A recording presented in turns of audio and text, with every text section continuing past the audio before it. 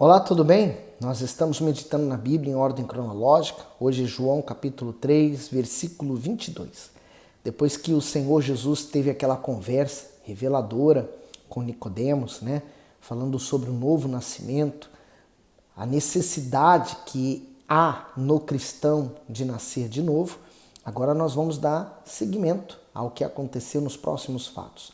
Eu peço que você dê o seu gosto ao vídeo e partilhe ele com outras pessoas. Incentive seus amigos a ler a Bíblia igual você está fazendo, tá bom? Vamos pedir a Deus a direção? Meu Deus, obrigado, porque é uma oportunidade que nós temos de estar aqui meditando e compartilhando a Tua palavra. É a palavra do Deus vivo e todo-poderoso. Abre o nosso entendimento e desperta a nossa fé. A Tua palavra é essa luz que nos ilumina para vivermos neste mundo de trevas. Amém. Então, Evangelho de João, capítulo 3, versículo 22. Depois disto, foi Jesus com seus discípulos para a terra da Judéia e estava ali com eles e batizava. Ora, João batizava também em Enom, junto a Salim, porque havia ali muitas águas, e vinham ali e eram batizados, porque ainda João não tinha sido lançado na prisão. Houve então uma questão entre os discípulos de João e os judeus acerca da purificação. E foram ter com João e disseram-lhe: Rabi, aquele que estava contigo, além do Jordão, do qual tu deste testemunho, ei-lo batizando, e todos vão ter com ele. O comentário do 26, Partidarismo. Os discípulos de João Batista se queixaram entristecidos diante do êxito do ministério do Senhor Jesus. Com isso, eles mostraram que comparavam a popularidade do Salvador com a de João Batista. Devido a essa preocupação, João os repreendeu. No entanto, se as palavras deles tivessem caído em ouvidos desatentos, espiritualmente poderiam instigar ciúmes e rivalidade. Isso traz um alerta para os servos que se protegem dos inimigos ou dos estranhos, mas não percebem que o diabo pode suscitar palavras traiçoeiras, vindas até mesmo de amigos, com o objetivo de contaminar, dividir e difamar a obra de Deus. Por isso que a Bíblia nos manda testar os espíritos ou provar os espíritos, que significa dizer, saber o que a real intenção daquela pessoa, Porque às vezes fala assim, eu estou na igreja, todos na igreja são convertidos. Não, nem todos. Então você tem que ficar bem desperto, e ver os sinais daquilo que está acontecendo à sua volta, para que essas pessoas também não influenciem você para o mal. Porque às vezes é uma ideia, é um pensamento daquela pessoa que vai influenciar na sua ideia, no seu pensamento, e pode pôr em risco sua salvação. Então, não deixe que pensamentos contrariem você. Vou dar um exemplo simples. O Bispo Macedo estava noivo de uma pessoa e ele tensionava casar com ela, tinha um dia marcado, o apartamento estava sendo mobiliado, estava quase tudo certo para eles casarem. Mas o bispo ouviu uma palavra que essa pessoa disse, um comportamento que ele viu, e que ele decidiu na mesma hora encerrar o noivado, cancelar o casamento e cancelar tudo. Quer dizer, um sinal. Deus deu um sinal. Ele não agiu com o coração naquele momento, pensando, eu vou casar, já está tudo certo, não pode ser, isso vai mudar no futuro. Não, ele decidiu cortar ali o mal pela raiz, e é o que tem que acontecer. Então, vigie. 27. João respondeu e disse: o homem não pode receber coisa alguma se não lhe for dada do céu. Vós mesmos me sois testemunhas de que disse: eu não sou o Cristo, mas sou enviado adiante dele. Então, olha como foi, a resposta dele foi na lata, certeira, Ele falou, eu falei para vocês, eu não sou o Cristo. Ele é o Cristo, quer dizer, ele identificou quem é ele. É natural que ele tenha mais seguidores. E ele falou, nenhuma autoridade, nenhum poder é dado, senão que venha a ser dado por Deus do céu. No 29.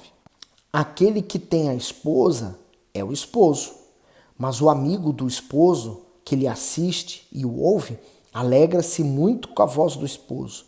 Assim, pois, já este meu gozo está cumprido. O comentário diz: o amigo do esposo. Para explorar seus discípulos, João cita o exemplo de um casamento em que o Senhor Jesus é o esposo e a sua igreja é a esposa.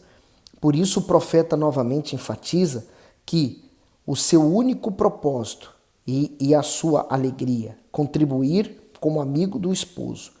Dessa forma, João não busca popularidade, aprovação ou glória pessoal e sim servir, pois sua satisfação está em cooperar para que o esposo tenha a sua esposa. Podemos entender com isso que o verdadeiro servo se satisfaz em honrar o seu Senhor e em colaborar para o seu reino. Como prova de sua amizade leal, o amigo de Deus se regozija em atender aos seus interesses e em promover aquilo que lhe dá prazer. E assim temos que ser hoje também. Não queremos, não devemos ansiar por títulos, posições ou estar em destaque. Quem tem que estar em destaque é o Senhor Jesus na vida do servo. No 30. É necessário que ele cresça e que eu diminua. Aquele que vem de cima é sobre todos. Aquele que vem da terra é da terra e fala da terra. Aquele que vem do céu é sobre todos. E aquilo que ele viu e ouviu, isso testifica. E ninguém aceita o seu testemunho. Comentário: a testemunha fiel. O Senhor Jesus veio do seio de Deus, por isso tinha supremacia absoluta para testemunhar sobre tudo o que viu no céu e ouviu do Pai. Dessa maneira, ninguém mais poderia falar de forma tão clara e confiável como ele.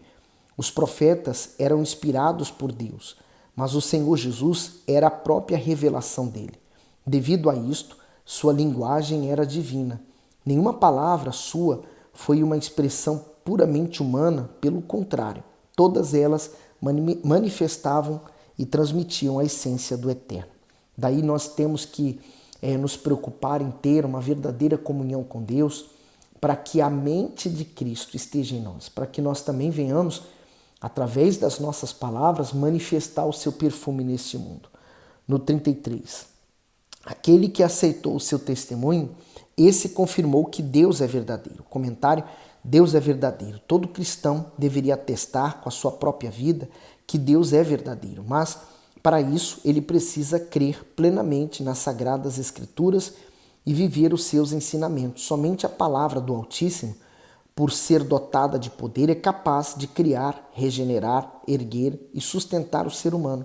Portanto, aqueles que se entregam ao Filho e ouvem o que ele diz, provam que confiam no seu caráter e no seu testemunho. Por outro lado, o que pode fazer por aqueles que desprezam as palavras do enviado de Deus? 34. Porque aquele que Deus enviou fala as palavras de Deus, pois não lhe dá a Deus o Espírito por medida. Comentário: Deus não dá o Espírito por medida. O Espírito Santo não é atributo divino, mas o próprio Deus, com toda a sua glória, grandeza e majestade dentro do ser humano. Isto é, o Pai concede ao homem o mesmo Espírito que deu ao seu Filho para cumprir sua obra. E isso ele faz sem nenhuma limitação de poder ou de ação. Mas se o Espírito Santo já foi enviado por Deus para habitar em nós, por que não são todos os cristãos que o recebem? Falta de fé? Falta de dedicação? Falta de mérito? Não. O motivo é a falta de entrega total, pois assim como o Altíssimo se entrega inteiramente a nós, ele exige que nós doemos integralmente a ele. Portanto, quem deseja recebê-lo deve estar disposto a sacrificar toda a sua vida e todas as suas vontades em prol dele. É o tudo de Deus pelo tudo do homem. Esse versículo eu acho ele muito interessante e profundo, né? A gente pode levar ele para muitos ensinamentos a respeito do Espírito Santo, né? Então, um deles que faz nos entender, como o bispo explicou, é que a nossa entrega tem que ser total, né? Eu não posso dar 90%, ou melhor dizendo, 99% da minha vida para Deus e esperar que Ele me dê 100% do Espírito Santo. eu tenho que me entregar 100%. Eu tenho que pertencer todo ele. Por exemplo, Romanos capítulo 12 diz para nós apresentarmos o nosso corpo como sacrifício vivo, santo, perfeito e agradável a Deus. Então, quando eu proponho a me entregar, eu estou, na verdade, morrendo para este mundo e principalmente morrendo para as minhas vontades. Eu estou ali desejando, pronto para fazer a vontade do meu Deus. E isso faz toda a diferença. Então, ele não nos dá o Espírito por medida, mas 100%. No 35, o Pai ama o Filho e todas as coisas entregou nas suas mãos. Aquele que crê no Filho tem a vida eterna, mas aquele que não crê no Filho não verá a vida, mas a ira de Deus sobre ele permanece. É simples compreender esse versículo. Aquele que crê no Senhor Jesus, no seu sacrifício, que se entrega para ele, são justificados dos seus pecados. Quer dizer, eles passam a não ter mais pecado e não andam na prática do pecado. E aquele que não crê no Filho, quer dizer, não verá a vida, mas a ira de Deus. Por quê? A ira de Deus, ela veio sobre os demônios, Satanás e os demônios que se rebelaram. Então, o diabo não tem chance mais para ele, né? Ele perdeu, esgotou todas as chances de salvação. Então, ele está condenado a morrer, eu digo assim, né? A viver eternamente no lago de fogo e enxofre, onde haverá dor e ranger de dentes. Deus não criou o inferno, muito menos o lago de fogo e enxofre, para o ser humano. Mas o ser humano que não crer no sacrifício do Filho de Deus, ele está negando o perdão de Deus, automaticamente ele está debaixo da ira, quer dizer, debaixo do pecado, herança essa que vem de Adão. Deu para compreender? Agora João capítulo 4. E quando o Senhor entendeu que os fariseus tinham ouvido que Jesus fazia e batizava mais discípulos do que João, ainda que Jesus mesmo não batizava, mas os seus discípulos, deixou a Judéia e foi outra vez a Galileia. E era-lhe necessário passar por Samaria. O comentário: era-lhe necessário. O percurso mais curto entre a Judéia e a Galileia era por Samaria, mas esse trajeto era evitado devido à hostilidade entre judeus e samaritanos. Os judeus habitualmente contornavam Samaria, mas não entravam no território. O Senhor Jesus, porém, ignorou essas barreiras criadas pelo preconceito religioso e étnico para cumprir seu propósito de alcançar a mulher samaritana. Ele não enxergou a religião, a etnia, o comportamento ou a reputação dela, e sim sua alma aflita e desprezada. Da mesma forma, aqueles que são verdadeiramente de Deus não fazem acepção de pessoas e não são intolerantes ou preconceituosos, pois seu único interesse é ajudar aqueles que estão perdidos neste mundo. Aquelas pessoas de Samaria, elas tinham o pensamento que os únicos livros verdadeiros eram os livros de Moisés. Então, os 5 livros, os 5 primeiros livros. Então, eles tinham firmeza naquelas palavras, mas ignoravam todo o restante da Bíblia. Então, eles eram uma ofensa para os judeus, apesar deles também serem judeus, mas judeus da Samaria, samaritanos, logo samaritanos. Então, eles eram completamente desprezados. Então, eles, os judeus, achavam que passar pela terra deles era se contaminar, era atribuir a ele uma maldição. Eles, por sua vez, ignoravam os judeus, porque achavam que Jerusalém era o foco, o centro religioso da época. E eles achavam que não, que Samaria carregava toda a necessidade que eles tinham. Tudo que vinha de Abraão, Isaac, Jacó, estava ali. Então vinha o Pentateuco, né, os mandamentos. Eles obedeciam, seguiam a Deus à sua própria maneira, né?